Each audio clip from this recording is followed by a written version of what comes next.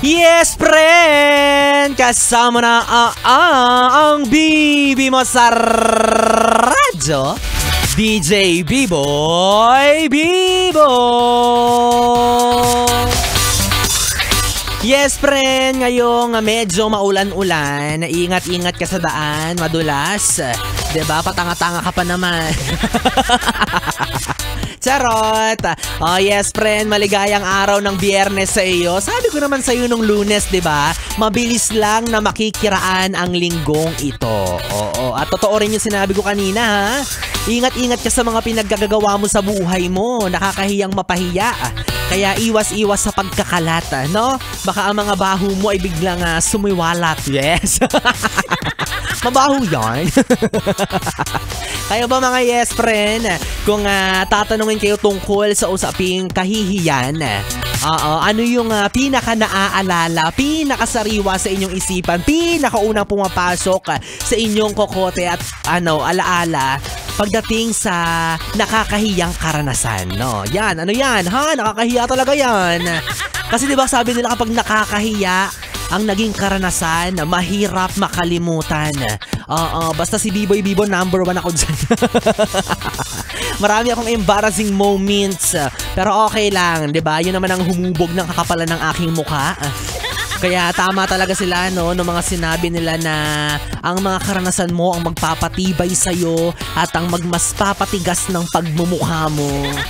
Kaya okay lang yan, yes friend. Paminsan-minsan, hindi talaga yan maiiwasan. Basta ang mahalaga, no, sa tuwing mapapahiya ka, sisiguraduhin mo lang na yung mga nakakita ay hindi mo kakilala.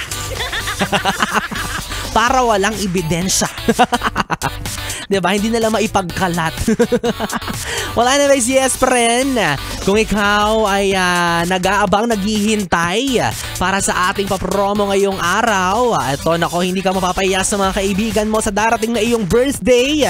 Dahil sagot ko na ang panghanda mo para sa ating... Yes, FM, it's your birthday. Yes, FM, it's your birthday. Yes, friend, hintayin mo lang ang babanggitin ni DJ B-Boy Bibo na buwan o taon. Dahil kung ikaw ang aking tinutukoy ay matik, mag-send ka na agad ng iyong valid ID na may kasamang birth date.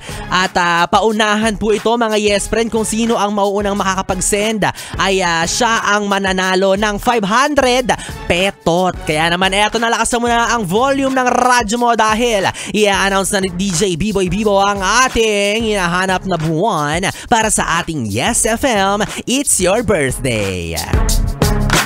Para sa'yo na nagsa-celebrate o pinanganak ng buwan ng Abril, ikaw ang hinahanap ni DJ B-Boy Bibo. Again, ang hinahanap ko po ay ang pinanganak ng buwan ng Abril or April. Kahit anong taon pa yan, kahit anong araw, basta ang iyong kabuwanan ay April. Ayan, mag-send ka na agad ng iyong valid ID sa Facebook page ni DJ B-Boy Bibo. DJ B-I-B-O-Y B-I-B-O. Hihintayin ko ang iyong entry at maya-maya ay i-announce ko kung sino ang maswerteng nanalo ng 500 petot para sa ating Yes FM, It's Your Birthday. At hindi lang yan, yes friend, ha. Kapag nag-send ka ng iyong valid ID, dapat kalakip din ang screenshot na nakafollow ka sa Yes FM Manila at sa Facebook page ni DJ B-Boy Bibo.